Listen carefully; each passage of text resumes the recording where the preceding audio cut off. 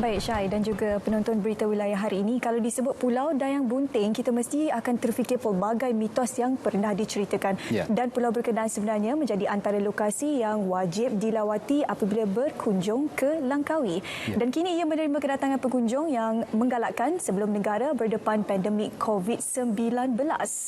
Dan kini kita kembali menerima tetamu dan juga tidak hanya keindahan alam semula jadi, pengunjung juga berpeluang merasai ketenangan di sana. Tetapi bagaimana pematuhan prosedur operasi standard SOP yang dikenakan untuk masuk ke situ?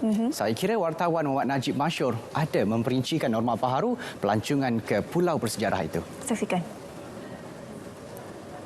Tasik Dayang Bunting menduduki tangga ketiga paling kerap dilawati pelancong domestik dan antarabangsa dengan catatan antara 300 hingga 350,000 pelancong setiap tahun.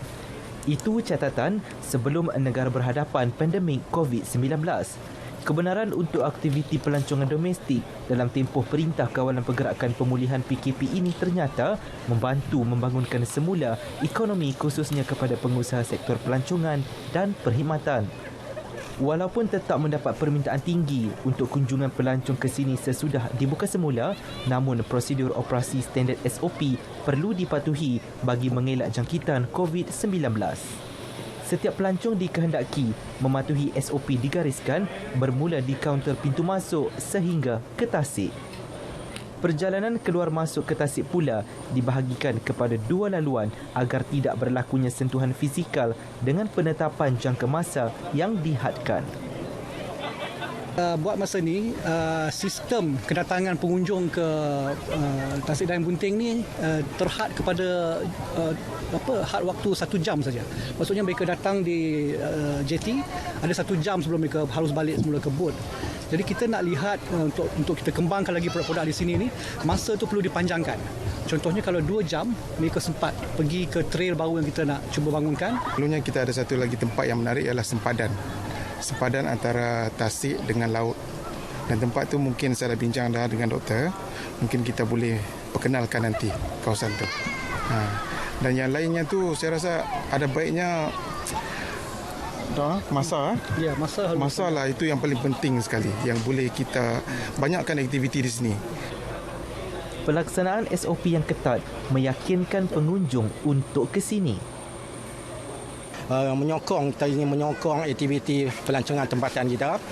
Dan kita tengok dari segi kawalan pergerakan semua, orang kata apa, amalan-amalan SOP semua dipatuhi semuanya. Dan juga kita inilah waktu yang selesai untuk pelancong-pelancong tempatan memberikan sokongan menyokong aktiviti-aktiviti pelancongan tempatan kerana kita tidak digalakkan untuk pelancong ke luar negara.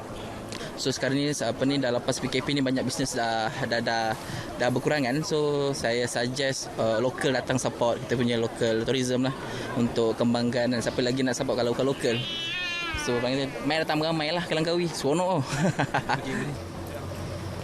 Gua Langsuir, pokok-pokok berusia ratusan tahun, formasi batu-batuan yang terbentuk, kesan hakisan ombak dan hidupan liar seperti burung dan pelbagai spesies monyet antara tarikan lain yang terdapat di pulau ini. Selain kaya dengan mitos, sejarah dan legendanya yang tersendiri, Tasik Dayang Bunting yang terkenal di pulau ini menjanjikan keindahan flora dan fauna khususnya kepada mereka yang juga pecinta alam. Antara lain tasik yang berkedalaman 15 meter ini kini berusia hampir 500 juta tahun.